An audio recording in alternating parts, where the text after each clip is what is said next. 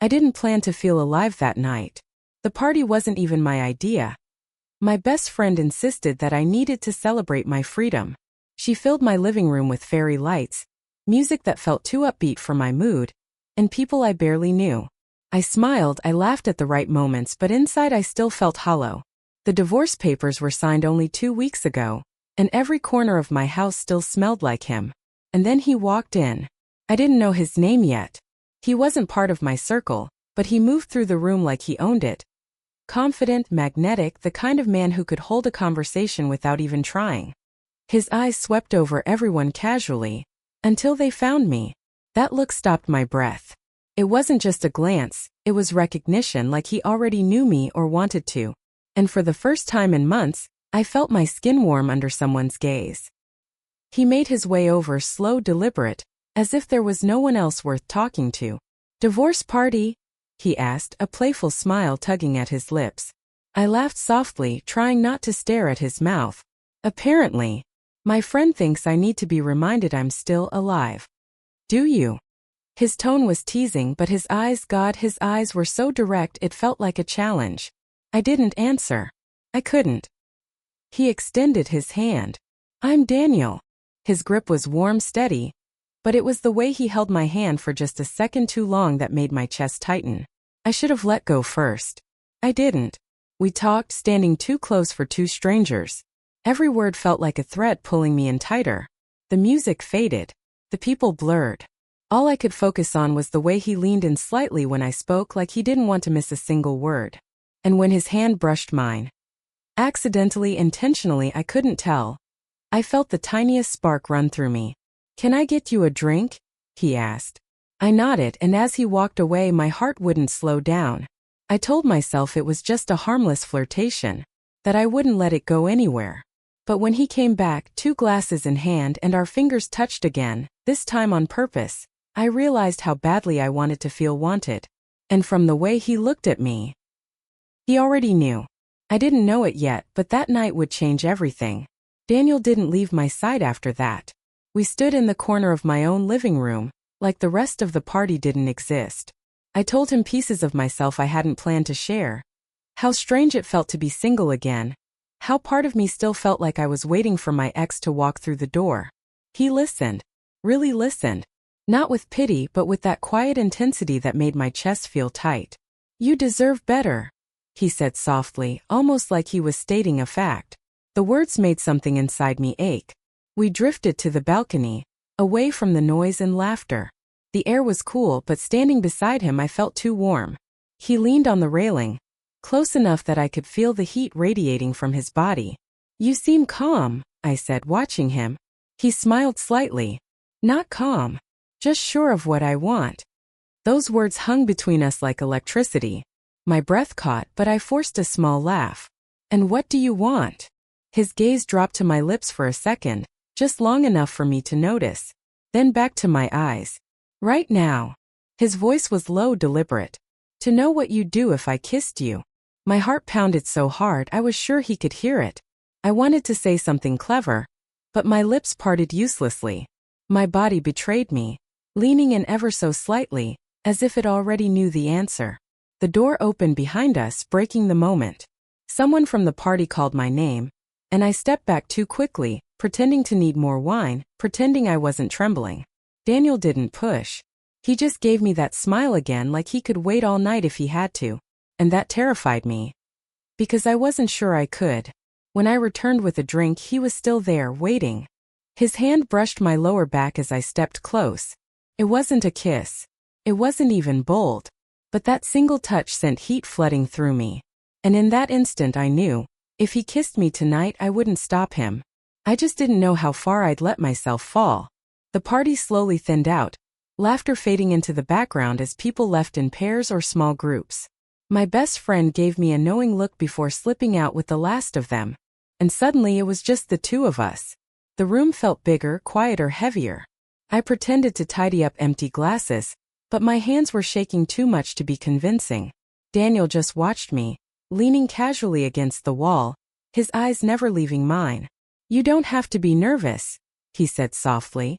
I froze, clutching a half-empty glass. "I'm not." He tilted his head, amused. You are.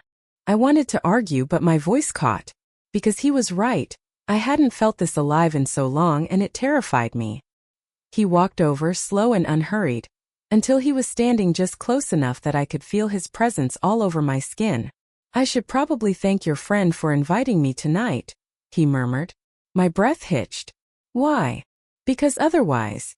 He reached out, brushing a stray strand of hair behind my ear, his fingers barely grazing my cheek. I wouldn't be here with you. It was such a simple touch, but my whole body reacted, warmth pooling low in my stomach, my heart hammering against my ribs. I didn't step back. I didn't want to. You're not what I expected tonight, I whispered. His lips curved into that quiet, knowing smile. Good. The space between us felt unbearably small now. I could feel his breath, see the flecks of gold in his eyes. My chest rose and fell too quickly, like I was waiting for permission I didn't need. He leaned in. Close enough that my lips parted instinctively, close enough that I could almost taste the moment. And then he stopped. Tell me to go, he said, voice low and rough. I couldn't. My silence was his answer. And as his lips finally brushed mine, gentle at first, then deeper, I realized how badly I'd needed to feel wanted again. What I didn't realize yet was how much I'd lose myself to him. The kiss started soft, hesitant, like we were both testing the water. But the moment his hand slid to the small of my back, pulling me closer, every thought scattered. I hadn't been kissed like that in years. There was no rush, no force, just the slow, deliberate way his lips moved against mine, like he had all night to explore me. My fingers gripped his shirt without meaning to, anchoring myself as heat rushed through me. When we finally broke apart, I was breathless. He searched my eyes, his forehead resting gently against mine. Still nervous, he whispered. I managed a shaky laugh. More than ever. Good. His voice was low, teasing, but there was something else in it too. Something deeper, almost reverent. Before I could reply, he kissed me again. Harder this time, his hand threading into my hair as if he couldn't hold back anymore. I felt myself melt into him, my body reacting before my mind could catch up. The world outside my living room didn't exist anymore. There was only the sound of our unsteady breaths, the warmth of his touch, and the dizzying realization that I didn't want this to stop. When his lips trailed softly along my jaw, down to the hollow of my neck, I felt my knees weaken. My breath hitched audibly, and he must have felt it, because he paused just for a second, giving me the chance to stop him. But I didn't. Instead, I tilted my head ever so slightly, letting him know exactly what I wanted. His lips curved against my skin in the faintest smile before he kissed me again. Slow, warm, devastatingly tender. Tell me to stay, he murmured. I should have thought about what it meant. About the mess, the risk, the morning after. But instead I whispered the only word that felt right. Stay. And the look in his eyes when I said it, like he'd been waiting to hear that all night, made my whole body tremble. That was the moment I stopped pretending I was in control. We barely made it down the hallway. Every step was a blur. His hand on my lower back, my fingers clutching his shirt like I couldn't let him go. By the time we reached my bedroom, I was already breathless, my heart hammering so loud it drowned out every rational thought. He stopped at the doorway, his forehead resting briefly against mine. Are you sure? The question was quiet, steady, but his eyes they burned with something I hadn't seen in so long. I'm sure, I whispered, surprising myself with how certain I sounded. That was all he needed. The next moments felt like they belonged to someone else. Like I was watching myself become braver than I'd been in years. His touch was patient yet unrelenting, like he wanted me to feel every second of this, to know I was wanted completely, fully. I'd forgotten what it felt like to be adored like that. At one point my hand brushed along his jaw, and he closed his eyes briefly, as if my touch undid him as much as his undoing me. It was overwhelming, how gentle he could be one second, and how much I ached for more the next. Every kiss, every brush of his hands, felt like reclaiming a part of myself I thought I'd lost forever. When I whispered his name for the first time, it felt unfamiliar on my lips. Intimate, raw, dangerous. He paused only to look at me, breathing hard, his eyes searching mine. You have no idea how much I want you right now, he said, voice low, ragged. My pulse stuttered. Show me. And when he kissed me again, deeper, more urgent than before, I knew there was no turning back. I didn't care. I just wanted more. The night became a blur of heat and unspoken words. Every touch felt deliberate, like he wanted to memorize me piece by piece. He wasn't just taking. He was giving, leaving me breathless with the way he looked at me. As if I was something rare, something precious. It had been so long since anyone touched me like that. At some point, I found myself laughing softly against his lips. Half from nerves, half from disbelief that this was really happening. "What?" he asked, brushing his thumb over my cheek, eyes soft but intense. "I forgot what it's like to feel this alive," I admitted. His expression shifted, something between tenderness and hunger. "Then let me remind you." The words sent a shiver down my spine. Every kiss grew slower, deeper, until time didn't matter anymore. My thoughts became nothing but sensation. His breath against my skin, the way his fingertips lingered like they never wanted to leave. When it finally quieted, our breathing uneven, our bodies still pressed close, he didn't let me go. Instead, he traced his hand down my arm, entwining his fingers with mine like it was the most natural thing in the world. "You're dangerous," I murmured, my voice barely audible.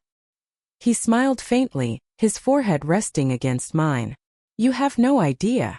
The weight of what just happened settled over me, but strangely I didn't feel guilt. I felt free. As I lay there, his arm draped over me, I realized something terrifying.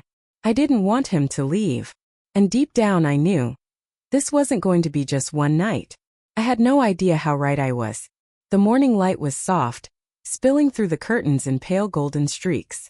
I woke slowly, my body still warm from where his had been. For a moment I just lay there, listening to his steady breathing beside me, afraid that if I moved, the night would vanish like a dream. He stirred, eyes half open, and smiled at me in that lazy, devastating way that made my stomach flip. "Morning," he murmured, his voice low and rough. "Morning," I whispered back, suddenly shy, like we hadn't spent hours tangled together just a few hours ago. For a while we didn't speak. He traced idle patterns on my shoulder with his fingertips, and I found myself studying him, committing every detail to memory. Felt too intimate, too easy. But then reality crept in like a shadow at the edge of my thoughts. What was this? Was he going to get dressed, thank me for the night, and walk out the door like nothing happened? I braced myself for the inevitable distance, the awkward goodbye. Instead, he leaned in, kissed me softly and said, "By the way." I blinked. "What?" His lips curved into that same confident, knowing smile from last night.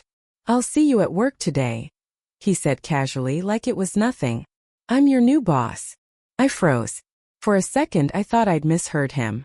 But the look on his face, half amused, half unreadable, told me he meant every word.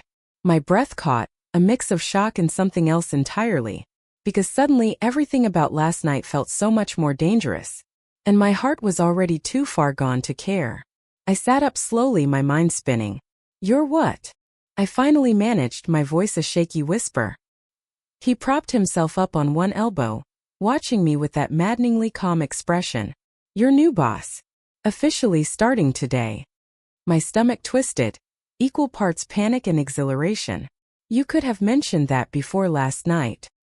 He only shrugged, his smile infuriatingly charming. Would it have changed anything? I opened my mouth to say yes, but the truth was I wasn't sure. Instead, I buried my face in my hands, half laughing, half terrified. "This is insane." Daniel reached out, gently pulling my hands away. "Insane or inevitable?"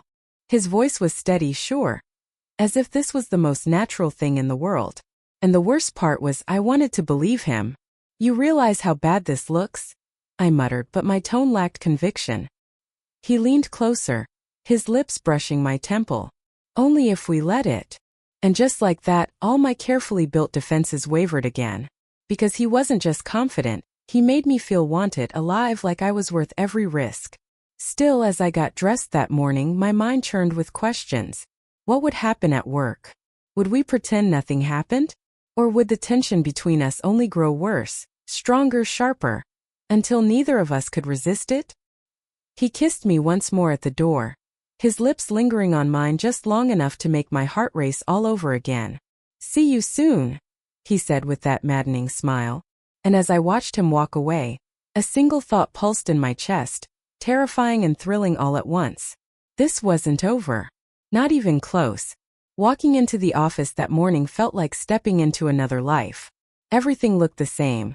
The hum of computers, the soft chatter, the smell of coffee, but I was different. My skin still tingled from his touch. My lips still remembered his. And then I saw him. Daniel was standing near my desk, talking to someone from HR, perfectly put together in a dark suit that made last night feel dangerously vivid. Our eyes met for the briefest moment. Just a flicker. But it was enough. That single glance sent heat rushing through me. A secret no one else in the room could possibly guess. He smiled barely, just enough for me to notice. And I realized with a mix of dread and desire that this was only the beginning. Because now every meeting, every hallway interaction, every casual word exchanged would be charged with the memory of last night and the unbearable anticipation of next time. I didn't know if this would end in disaster or something I couldn't yet name. All I knew was that for the first time in years I wasn't afraid to feel. And as I sat down at my desk, my heart pounding, one thought burned in my mind like a promise. I'd never sleep alone again.